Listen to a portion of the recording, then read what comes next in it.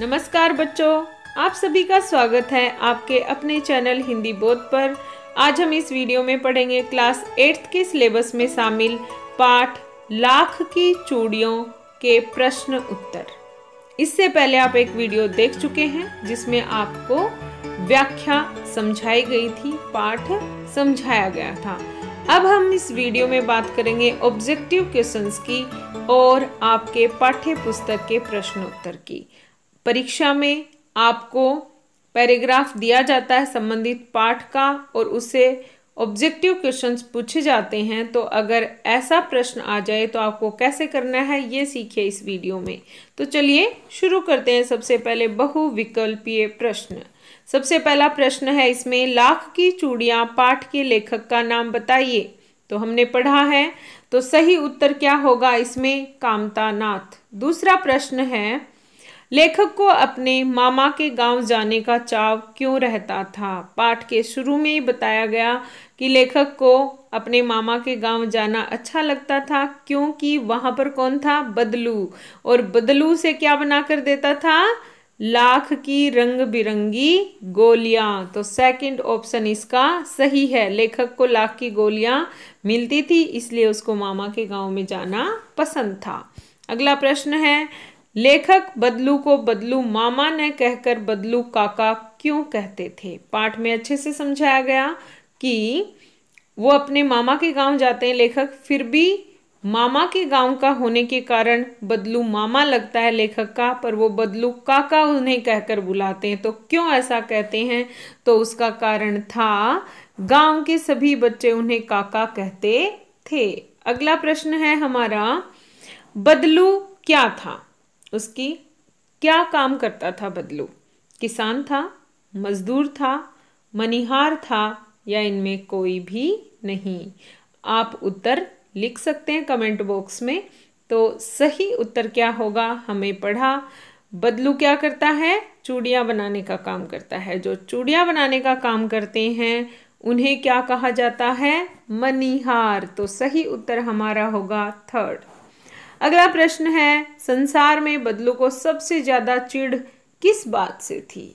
ये पाठ में बताया गया, लेखक ने बताया हमें क्या है? लाख की चूड़ियों से चिढ़ते थे या शहर के लोगों से या कांच की चूड़ियों से या कोई भी नहीं? तो सही उत्तर हमारा क्या होगा? कांच की चूड़ियों से चिढ़ता था सबसे ज्यादा बदलू। अगला हमारा प्रश्न है, बदलू लेखक को क्या कहकर बुलाते थे? बेटा, छोरा, लला, लाला।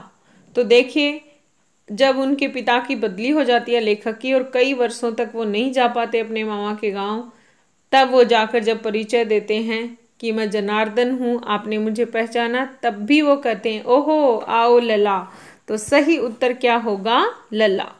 अगला हमारा प्रश्न है, अपने पिता की बदली शहर में होने के कारण कितने साल तक लेखक अपने मामा के गांव नहीं जा सके? लेखक ने हमें बताया कि पहले वो अपने मामा के गांव जाते थे, पर उनके पिता की बदली, उनके पिता का ट्रांसफर कहीं दूसरे शहर में हो गया तो वो नहीं जा पाए। तो वो कितने सालों तक नहीं जा पाए? तो सही उत्तर है 8 से 10 साल तक। अगला हमारा प्रश्न है, मशीनी युग है ना, यह किसने कहा? बदलू ने, लेखक ने, बदलू की बेटी ने, किसी ने नहीं। तो सही उत्तर क्या है? बदलू ने ये लेखक से कहा था। अगला हमारा प्रश्न है, मशीन युग ने कितने हाथ काट दिए हैं? इस पंक्ति के माध्यम से लेखक क्या संदेश देना चाहते हैं? लोगों को ज्यादा काम मिला है, लोगों का व्यवसाय खत्म हो गया है, सभी को नौकरी मिल गई है या सभी सही हैं? तो उत्तर क्या होगा? लोगों का व्यवसाय खत्म हो गया है। अगला हमारा प्रश्न है, बदलू ने लेखक को क्या खाने के लिए दिया? मलाई, आम, जामुन या मलाई और आम? ये हमने पढ़ा कि जब भी लेखक बदलू के पास जाता था तो उसकी खातिरदारी करता था बदलू, और उनकी गाय थी घर में तो उसके दूध की मलाई और अपने खेत के जो आम के पेड़ हैं उनके आम खाने को देते थे। तो सही उत्तर क्या होगा? 4, मलाई और आम।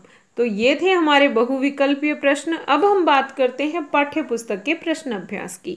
पहला प्रश्न हमारा है, बचपन में लेखक अपने मामा के गांव चाव से क्यों जाता था और बदलू को बदलू मामा न कहकर बदलू काका क्यों कहते थे। अब देखिए ऑब्जेक्टिव टाइप क्वेश्चंस में भी हमने ये आंसर किया है।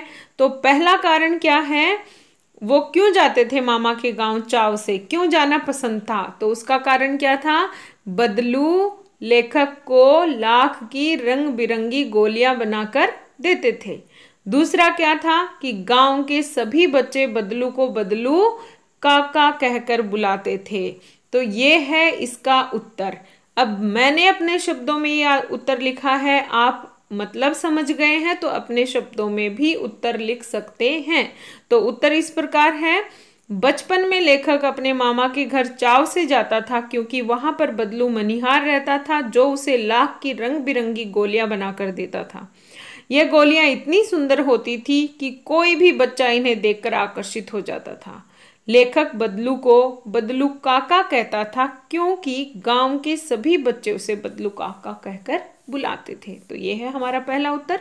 अगला प्रश्न है, वस्तु विनिमय क्या है, विनिमय की प्रचलित पद्धति क्या है। अब देखिए पाठ में हमें बताया गया कि बदलू चूड़ियां देता था गांव के लोगों को और उसके बदले क्या लेता था, अनाज, अर्थात एक वस्तु के बदले में दूसरी वस्तु लेना, चूड़ियां देकर अनाज लेना, तो वो क्या है, वस्तु विनिमय, वस्तु का आदान प्रदान, लेन देन, उसे क्या कहेंगे, वस्तु विनिमय। और प्रचलित पद्धति मतलब अभी ट्रेंड में क्या है, क्या हम सभी ऐसा ही करते हैं, अपनी कोई एक वस्तु देकर क्या दूसरी वस्तु लेते हैं, नहीं, ऐसा बिल्कुल भी नहीं है। जब हम दुकान पर जाते हैं तो हम रुपए देते हैं और सामान खरीद कर लाते हैं। तो ऐसे ही है, आज आप खेतों में भी जाइए तो अनाज देकर आते हैं और उसके बदले रुपए लेकर आते हैं। तो सही उत्तर क्या होगा, विनिमय अर्थात वस्तुओं का आदान प्रदान करना। पहले लोग एक वस्तु देकर दूसरे से दूसरी वस्तु ले लेते थे, जैसे बदलू लोगों से चूड़ियों के बदले पैसे न लेकर आवश्यकता का सामान ले लिया करता था। यही वस्तु विनिमय पद्धति थी। वर्तमान में विनिमय की प्रचलित पद्धति मुद्रा है, मुद्रा रुपए, अर्थात धन देकर वस्तु खरीदना। यह है हमारा दूसरे प्रश्न का उत्तर। आगे हम बात करते हैं प्रश्न नंबर 3। तीसरा प्रश्न, मशीनी युग ने कितने हाथ काट दिए हैं। इस पंक्ति में लेखक ने किस व्यथा की ओर संकेत किया, किस पीड़ा की ओर इशारा किया है।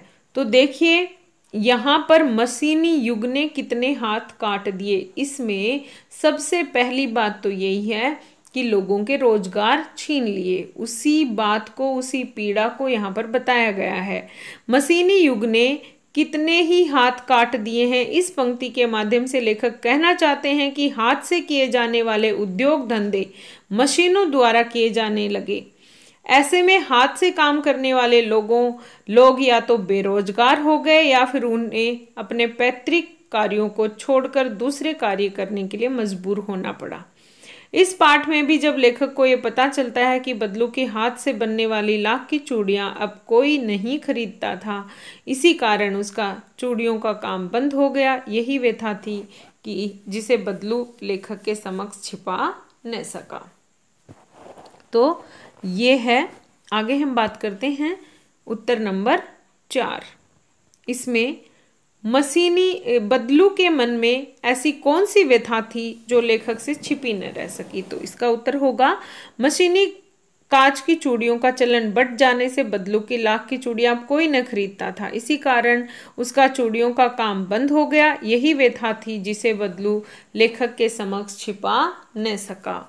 अगला हमारा प्रश्न है प्रश्न नंबर 5, मशीनी युग से बदलू के जीवन में क्या बदलाव आया। तो देखिए जब ट्रांसफर हो गया था उन लेखक के पिता का, तो कई वर्षों तक, 8-10 वर्षों तक वो अपने मामा के गांव नहीं जा सके।